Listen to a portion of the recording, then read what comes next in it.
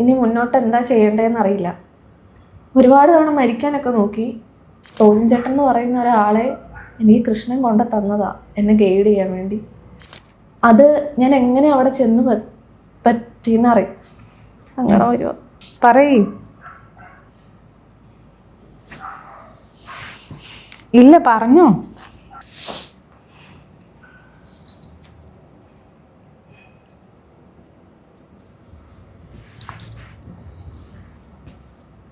ലക്ഷ്മിക്കും ഇതേപോലെ എന്തെങ്കിലും ഗുരുവായൂരപ്പൻ്റെ അനുഭവങ്ങളോ അങ്ങനെ എന്തെങ്കിലും ഉണ്ടോ? എൻ്റെ കൊച്ചുനാൾ മുതലേ കുഞ്ഞു കുഞ്ഞു അനുഭവങ്ങളൊക്കെ ഉണ്ടായിരുന്നു. പക്ഷെ അത് എനിക്ക് തിരിച്ചറിയാൻ കുറേ താമസിച്ചു. ഞാൻ കൊച്ചിലെ തൊട്ട് നല്ല ഭക്തിയുള്ള ആളായിരുന്നു. ഒരുപാട് പ്രശ്നങ്ങളൊക്കെ ഉണ്ട് വീട്ടിലാണെങ്കിലും ബാക്കി എല്ലാ ചുറ്റുപാടിലും. എനിക്ക് മുഴുവനും പ്രശ്നങ്ങൾ തന്നെയാണ്. ഞാൻ ഏറ്റവും താഴ്ന്ന ലെവലിലോട്ട് പോയി കഴിഞ്ഞപ്പോഴാണ് ഞാൻ വേറെ ആരും ഡിപ്പെൻഡ് ചെയ്യാനില്ല എന്നുള്ള അവസ്ഥയിൽ കയറി വന്ന ഒരാളാണ് ശ്രീകൃഷ്ണൻ. അതിനു മുന്നേ എല്ലാം അമ്പലത്തിൽ പോവും, പ്രാർത്ഥിക്കും, എല്ലാ ദൈവങ്ങളെയും പ്രാർത്ഥിക്കും. കൃഷ്ണനാണ് എൻ്റെ കൂടെ ഉള്ളതെന്ന് എനിക്കറിയില്ല. എല്ലാത്തിനോടും ഭക്തിയുണ്ട്. ഒരു ഘട്ടം എത്തിയപ്പോഴാണ് മനസ്സിലായത് ഞാനിങ്ങനെ എൻ്റെ കഷ്ടപ്പാട് മാറ്റിത്തരണം, ദുരിതങ്ങൾ മാറ്റിത്തരണേ എന്നൊക്കെ പറഞ്ഞ് പ്രാർത്ഥിച്ച് എനിക്ക് ദുരിതങ്ങൾ മാത്രമേ എപ്പോഴും ഉള്ളൂ. എന്ത് ചെയ്താലും അത് അവസാനം വിഷമമാണ്. നല്ലൊരു ദിവസം വന്നാലും എന്ത് കാര്യം ചെയ്താലും വിഷമം. അങ്ങനെ ഒരുപാട് വർഷം അനുഭവിച്ചു. ഒരുപാട് കാര്യങ്ങൾ കൂടെ കടന്നുപോയി. പ്രാർത്ഥിക്കും, എപ്പോഴും പ്രാർത്ഥിക്കും. വേറെ ഒരു രീതിയിലോട്ടും പോകാൻ ആഗ്രഹമില്ല. എന്നാൽ ഒരു കോൺഫിഡൻസ് ഇല്ല, ആരോടും സംസാരിക്കാൻ പറ്റില്ല, എല്ലാത്തിലും ഒരാൾ ഷെയർ ചെയ്യാൻ ആരുമില്ല. അങ്ങനെ വന്ന് ഒരുപാട് നാൾ കഴിഞ്ഞ് കമ്മ്യൂണിക്കേഷൻ ചെയ്യാൻ തുടങ്ങി. എങ്ങനെ? അതായത് കൃഷ്ണനായിട്ടുള്ള ഒരു സോൾ കമ്മ്യൂണിക്കേഷൻ അങ്ങനെയാണോ ഉദ്ദേശിക്കുന്നത്? വെറുതെ സംസാരിക്കും, തനിച്ചിരുന്ന് സംസാരിക്കും. വേറെ ആരും ഇല്ല സംസാരിക്കാൻ. അപ്പോൾ സംസാരിച്ച് പിന്നെ മനസ്സിലാവുകയാണ് എന്തോ ഒരു കാര്യമുണ്ട്, വരാനിരിക്കുന്നുണ്ട്. എന്താണെന്ന് എനിക്കറിയില്ല. പക്ഷെ എനിക്ക് അതിൽ നിന്ന് പുറത്ത് കിടക്കാൻ ഞാൻ ആഗ്രഹിക്കുന്നില്ല. ഞാനങ്ങനെ പോയി പ്രാർത്ഥനയും കാര്യങ്ങളുമായി. പക്ഷേ പ്രശ്നങ്ങൾക്കൊന്നും ഒരു മാറ്റമില്ല. ഇങ്ങനെ വന്ന് ആണ് ഞാൻ റോജിൻ എന്ന് പറഞ്ഞ ചേട്ടനെ കാണുന്നത്. അത് ഞാൻ എങ്ങനെ അവിടെ ചെന്ന് പറ്റിയെന്നറിയും. സങ്കടം വരുമോ? പറഞ്ഞോ, പറയ്.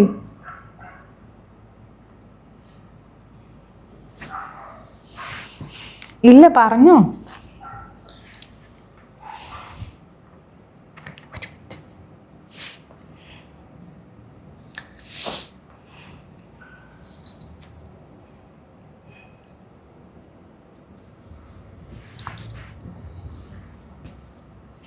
എങ്ങനെയാണോ റോജിൻ ചേട്ടനായിട്ട്, അതായത് കൺസൾട്ടേഷൻ എന്നുള്ളൊരു രീതിയിലാണോ കോണ്ടാക്ട് ചെയ്തത്, അതോ എങ്ങനെയായിരുന്നു? ഒരുപാട് വിഷമങ്ങൾ വന്ന് ഇനി മുന്നോട്ട് എന്താ ചെയ്യേണ്ടതെന്ന് അറിയില്ല. ഒരുപാട് തവണ മരിക്കാനൊക്കെ നോക്കി. പക്ഷെ അതൊന്നും നടക്കില്ല. അങ്ങനെ ഞാൻ ജോലിക്ക് പോകാൻ തീരുമാനിച്ച് ജോലിക്ക് പോയിക്കൊണ്ടിരിക്കുന്ന സമയത്ത് എൻ്റെ മനസ്സിലുണ്ട് ഈ ജോലിയൊന്നും എനിക്ക് പറ്റുന്ന ജോലിയൊന്നും അല്ല. ഞാൻ ഇന്ന് രാവിലെ എഴുന്നേറ്റ് പ്രാർത്ഥിച്ച് ജോലിക്ക് പോകാൻ ഇറങ്ങുമ്പോൾ പിന്നെ ഒരു ഇതിൽ ഞാൻ ഭയങ്കരമായിട്ട് നന്ദി പറയുന്നുണ്ട്. വെറുതെ ഞാൻ നന്ദി പറയും. എനിക്ക് കിട്ടുന്ന കാര്യങ്ങൾക്കെല്ലാം നന്ദി പറയും. ആ ഗൈഡൻസ് എവിടെ നിന്നാണ് വന്നതെന്ന് എനിക്കറിയില്ല. നന്ദി പറഞ്ഞ് ഒരു കുറേ ദിവസം എനിക്ക് ഭയങ്കര ഒരു സമാധാനം കിട്ടുന്നുണ്ട്. വിഷമങ്ങളും ഉണ്ട്. അങ്ങനെ ഒരു ദിവസം എനിക്ക് സഹിക്കാൻ പറ്റാത്ത വിഷമം വന്നപ്പം ഞാൻ റോജിൻ ചേട്ടൻ്റെ വീഡിയോ ഇടയ്ക്കിടയ്ക്ക് കാണും. രാവിലെ അത് ഓണാക്കി വെച്ചിട്ടാണ് ജോലിയൊക്കെ ചെയ്യാറ്. അപ്പോൾ ജോലിക്ക് പോകുമ്പോഴും വരുമ്പോഴും ഒക്കെ മനസ്സിലിങ്ങനെ ഇതെന്താ ഇങ്ങനെ സംഭവിക്കുന്നത്, അതുപോലെ ജോലിഭാരമുണ്ട്, ഒന്നും എവിടെ എത്തുന്നില്ല. അങ്ങനെ ഒരു ദിവസം വെറുതെ ഫോൺ എടുത്ത് നോക്കിയപ്പോഴാണ്, അതും ഭയങ്കര ബുദ്ധിമുട്ടി ഒരു ദിവസം രാവിലെ എഴുന്നേറ്റ് വെറുതെ ഫോൺ എടുത്ത് നോക്കിയപ്പോഴാണ് ചേട്ടൻ്റെ വീഡിയോ കാണുന്നത്. അപ്പോൾ ക്യാമ്പിൻ്റെ ഒരു എൻക്വയറി ആയിരുന്നു അത്. അപ്പോൾ ഞാൻ ക്യാമ്പിൻ്റെ എൻക്വയറിക്ക് മെസ്സേജ് അയച്ചു. അപ്പോൾ എന്നോട് ക്യാമ്പിന് വന്നോളാൻ പറഞ്ഞു. അപ്പം ഞാൻ ആദ്യമായിട്ടാണ് ജോലിക്ക് പോകുന്നത്. എനിക്ക് ആദ്യമായിട്ട് കിട്ടുന്ന സാലറിയാണ്. അപ്പം ഞാൻ വിചാരിച്ചു ആദ്യമായിട്ട് കിട്ടുന്ന സാലറിയിൽ നിന്ന് ഇങ്ങനെ ഒരു കാര്യം ഉണ്ടാവട്ടെ. പക്ഷെ എനിക്ക് ക്യാമ്പ് എന്താണെന്നോ മെഡിറ്റേഷൻ എന്താണെന്നോ ഒന്നും അറിയില്ല. ഇതെന്താണെന്ന് പോലും എനിക്ക് അറിഞ്ഞുകൂടാ. ഞാനതിൽ മെസ്സേജ് അയച്ചു, ചേട്ടാ ഞാനിങ്ങനെ വരാം. ചേട്ടൻ എന്ന് പറഞ്ഞു, മോൻ പോരെ, മോനോട് പൈസ ആരാ ചോദിച്ചേ, ഒന്നും വേണ്ട, മോൻ ഒന്ന് കണ്ടോന്ന് പറഞ്ഞു. അങ്ങനെ ഞാൻ പെട്ടെന്നൊരു ദിവസം ഒന്നും ചിന്തിച്ചില്ല, ഇതാരാന്നോ എവിടെയാണെന്നോ ഒന്നും ചിന്തിക്കാതെ ഞാൻ ചേട്ടനെ കാണാൻ വന്ന. എനിക്കൊരിക്കലും മറക്കാൻ പറ്റാത്ത കാര്യം, ഭയങ്കര എക്സൈറ്റ്മെൻറ്റാണ്. കാണുന്ന കാര്യത്തിൽ ഒരു സങ്കടമാണോ ആനന്ദമാണോ എന്നറിയില്ല. ഞാൻ വീട്ടിൽ നിന്ന് ബസ്സിൽ കയറി ആലുവ വരെ ഞാൻ കരയുക. എന്തിനാ കരയുന്നതെന്ന് എനിക്കറിയില്ല. എന്തോ ഒരു കാര്യം കിട്ടാൻ പോകുന്നുണ്ട്. അമ്പലത്തിന് നടയിൽ പോയിട്ട് നിൽക്കുമ്പോൾ ഉള്ള ഒരു അവസ്ഥയില്ലേ, ആ അവസ്ഥയാണ് എനിക്ക് ആ വീട്ടിൽ നിന്ന് ഇറങ്ങുമ്പോൾ തൊട്ട്. ഞാൻ ചേട്ടനെ കാണാൻ ചെന്നപ്പോൾ ഒക്കെ ഒന്നും പറയാൻ കിട്ടുന്നില്ല. തൊണ്ടയൊക്കെ ഉണങ്ങി എന്നുവെച്ചാൽ അങ്ങ് കരച്ചിലാണോ എന്തോ ഒരവസ്ഥയിൽ ഞാൻ അവിടെ ഇരുന്ന് ചേട്ടനോട് സംസാരിച്ചിട്ട് ഇറങ്ങിക്കഴിഞ്ഞപ്പോൾ എനിക്ക് മനസ്സിലായത് എന്തൊക്കെയോ പോയി. എൻ്റെ അടുത്ത് നിന്ന് ആ വിഷമവും ബുദ്ധിമുട്ടും പോയി. അപ്പം ഞാൻ അവിടെ ചെന്നപ്പോൾ എന്നോട് ചേട്ടൻ പറഞ്ഞൊരു കാര്യം, എൻ്റെ ഗുരു ആരാന്ന് നിനക്കറിയോ എന്ന് ചോദിച്ചു. ആരാന്ന് ചോദിച്ചു. ശ്രീകൃഷ്ണനാന്ന് പറഞ്ഞു. അത് കേട്ടപ്പോൾ എനിക്ക് എൻ്റെ ദൈവമേ, എന്നെ ഇത്രയും നാള് ഈ ബുദ്ധിമുട്ടെല്ലാം തന്നത് അതിന് വേണ്ടിയായിരുന്നു എന്നോർത്ത് ഞാൻ അതുപോലെ കഷ്ടപ്പെട്ടു. അപ്പോൾ ഞാൻ ഓർക്കും, ഇതെന്താ ഈ ദൈവം ഇതൊന്നും കേൾക്കുന്നില്ലേ എന്ന് ഓർത്തിരുന്ന ആള് എന്നെ അവിടെ കൊണ്ടുവന്നു. അത് കഴിഞ്ഞ് ഞാൻ സാധാരണ പോലെ വീട്ടിലോട്ട് പോയി. ഇറങ്ങാൻ നേരം എന്നോട് പറഞ്ഞു, എനിക്കൊരു ചേട്ടനുണ്ട് കേട്ടോ എന്ന് പറഞ്ഞു. എനിക്ക് ഭയങ്കരമായിട്ട് വിഷമമായി. നമ്മളോട് ആരും അങ്ങനെ പറയാനില്ല. അതെ, ചില സിറ്റുവേഷനിൽ നമ്മളെ അറ്റ്ലീസ്റ്റ് ഒന്ന് കേൾക്കാനെങ്കിലും ഒരാളുണ്ടായിരുന്നു എന്നുള്ളതിലേക്ക് എനിക്ക് റിലേറ്റ് ചെയ്യാൻ പറ്റുന്നുണ്ട് ലക്ഷ്മി പറയുന്നത്. ഞാൻ വീട്ടിൽ വന്നു, സാധാരണ പോലെ ജോലിക്ക് പോയി. ഇങ്ങനെ ദിവസങ്ങൾ പോയിക്കൊണ്ടിരിക്കുക. പക്ഷേ എന്നെ ഇടയ്ക്ക് വിളിക്കുന്നുണ്ട്. ഞാൻ ഓർക്കുക, എന്നെ വിളിക്കുന്നോ, എന്തിനായിരിക്കും എന്നെ വിളിക്കുന്നേ? അങ്ങനെ ഞാൻ ക്യാമ്പിൽ പോയി, മെഡിറ്റേഷൻ ചെയ്തു. പെട്ടെന്ന് മാറ്റം വരുന്ന പോലെ. അതായത് ഞാൻ അതുപോലെ വിഷമിച്ചിരുന്ന വിഷമങ്ങൾ എല്ലാം തീരാൻ പോകുന്ന ആരോ എൻ്റെ ഉള്ളിൽ ഇരുന്ന് പറയുന്നുണ്ട്. അത് തീർന്നിട്ടില്ല, ഭയങ്കര പ്രശ്നങ്ങളാണ് അപ്പം നടന്നുകൊണ്ടിരിക്കുന്നത്. അങ്ങനെ ഞാൻ ചേട്ടനെ ഗുരുവായിട്ട് കണ്ടു, മെഡിറ്റേഷൻ വാങ്ങി. അത് കഴിഞ്ഞ് പിന്നെ എനിക്ക് മനസ്സിലായി, ഞാൻ വേറെ എന്തോ കാര്യത്തിന് വേണ്ടിയിട്ടാണ് വന്നത്. എന്നെ കൃഷ്ണൻ ഇത്രയും നാൾ കിടന്ന് കഷ്ടപ്പെടുത്തിയതെല്ലാം ഇതിന് വേണ്ടിയിട്ടായിരുന്നോ എന്നുള്ളൊരു ചോദ്യം. പിന്നെ മെഡിറ്റേഷൻ ചെയ്യാൻ തുടങ്ങി. മെഡിറ്റേഷൻ ചെയ്യുമ്പോൾ കരയുവാണ്. എന്തിനാ കരയുന്നേ? കാരണം എനിക്കിത്രയും യോഗ്യതയുണ്ടോ? ഞാനിതൊക്കെ എന്തിനാണ് കരയുന്നത്? എൻ്റെ പ്രശ്നങ്ങളെല്ലാം ആലോചിച്ച് എല്ലാം ഞാൻ കരയുക. ഒരു 3 മാസത്തോളം ഇരുന്ന് കരഞ്ഞു. ഡെയിലി കരയുക, ആരെന്തു പറഞ്ഞാലും കരയുക. അങ്ങനെ ഒരു ദിവസം എനിക്ക്, അതായത് ആ സമയത്തും പ്രശ്നങ്ങൾ നടന്നുകൊണ്ടിരിക്കുന്നുണ്ട്, ആ പ്രശ്നങ്ങളൊക്കെ നീ അനുഭവിക്കണം എന്നൊരാൾ ഉള്ളിൽ നിന്ന് പറയുക. ഇത് അനുഭവിച്ചാലാണ് നിനക്ക് അടുത്ത ഘട്ടത്തിലോട്ട് പോകാൻ പറ്റുള്ളൂ. അതുപോലെ റോസിൻ ചേട്ടൻ എന്ന് പറയുന്ന ഒരാളെ എനിക്ക് കൃഷ്ണൻ കൊണ്ട് തന്നതാ, എന്നെ ഗൈഡ് ചെയ്യാൻ വേണ്ടി.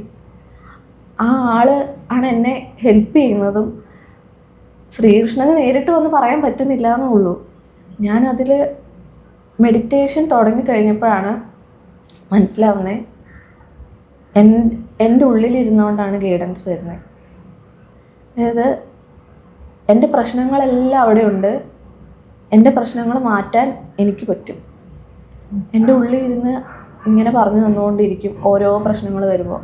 അത് അനുഭവിക്കേണ്ടതാണ്, നീ അനുഭവിക്കേണ്ടതാണെന്ന് പറയുക, കരയേണ്ടതാണ് അവിടെ കരഞ്ഞോളാനും പറയുക. അങ്ങനെ പല അനുഭവങ്ങളുണ്ടാവാൻ തുടങ്ങി. എൻ്റെ പ്രശ്നങ്ങൾ ഞാൻ മറന്നുപോയി.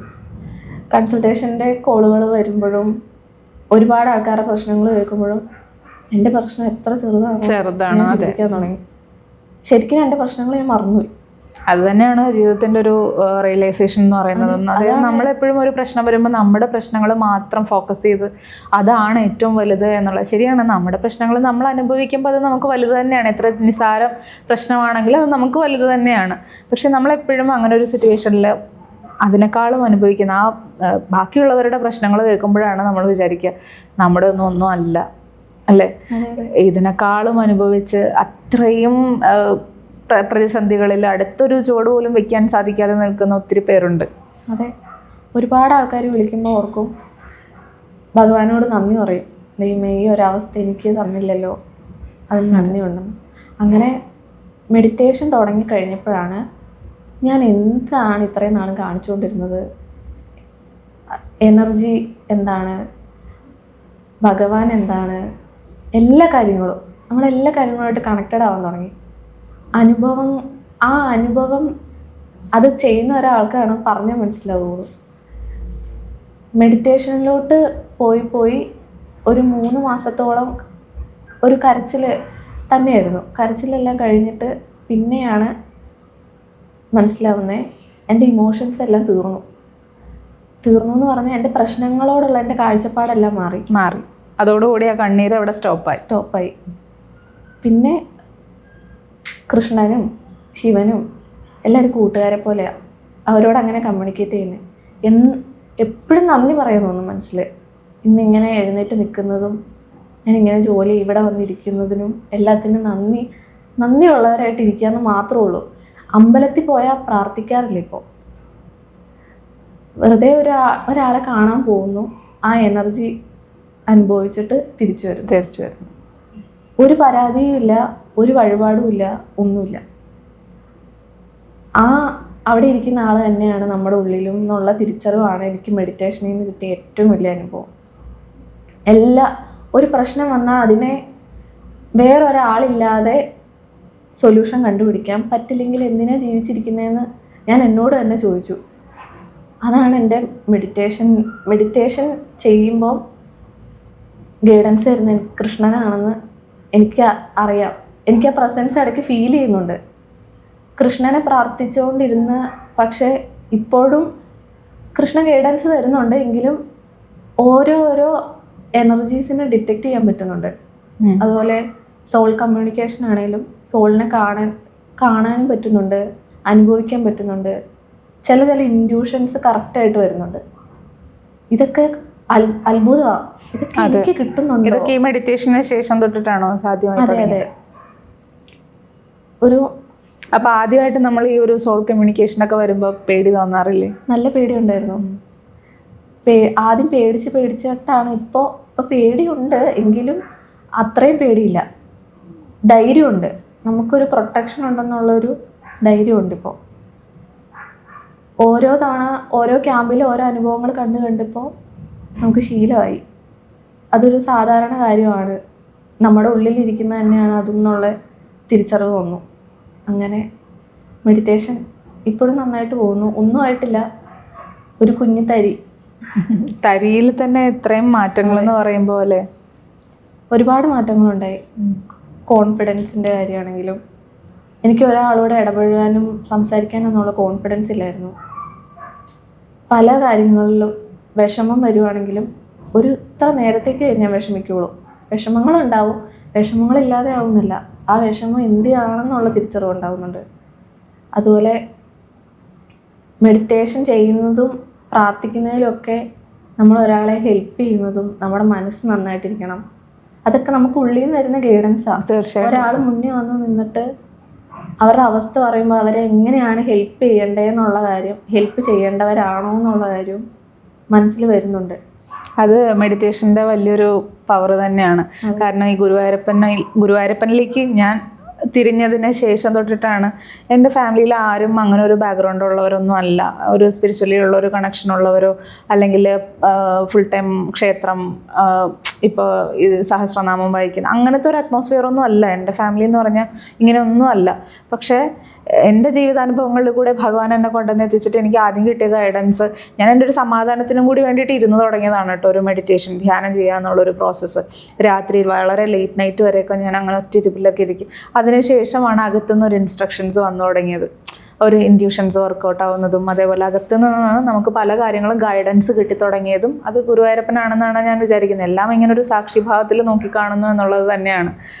അങ്ങനൊരു അത് ശരിയാണ്. ഭഗവാൻ നമ്മളെ പലപ്പോഴും പലരുടെയും രൂപത്തിൽ നമ്മളെ വന്ന് സഹായിക്കുന്നതും അതേപോലെ നമ്മളെ കണക്ട് ചെയ്യിപ്പിക്കുന്നവരും അങ്ങനെ തന്നെ ആയിരിക്കും അല്ലേ? ഇപ്പോൾ ലക്ഷ്മി പറഞ്ഞതുപോലെ റോവിൻ ചേട്ടനായിട്ടുള്ള ഒരു കണക്ഷൻ കിട്ടാനും അദ്ദേഹത്തിൻ്റെ ഗുരുവായൂരപ്പനാണെന്ന്, കൃഷ്ണനാണ് എന്നുള്ള രീതിയിൽ പലതവണ പറഞ്ഞിട്ടുണ്ട്. ഒരാള് നമ്മളോട് സംസാരിക്കുന്നതോ അല്ലെങ്കിൽ പെട്ടെന്ന് എനിക്ക് എന്തെങ്കിലും ബുദ്ധിമുട്ട് വന്നാൽ അപ്പം തന്നെ ഭഗവത്ഗീത എടുത്ത് നോക്കും, കറക്റ്റ് കാര്യമായിരിക്കും എനിക്ക് കിട്ടുന്നത്. അതുപോലെ ഇപ്പം നമ്മൾ വഴി സൈഡിൽ കൂടെ പോകുമ്പോൾ കാണുന്ന ഒരു കാര്യമാണെങ്കിലും അതൊരു ഹിൻ്റാണെന്ന് അതെ, നമുക്ക് ആ ഒരു ജ്ഞാനം തരാണ് ഭഗവാൻ. പല പല രൂപത്തിൽ പല പല ഭാവത്തിൽ, പലരുടെയും രൂപത്തിൽ അല്ലേ? നന്ദി, നമസ്കാരം ലക്ഷ്മി.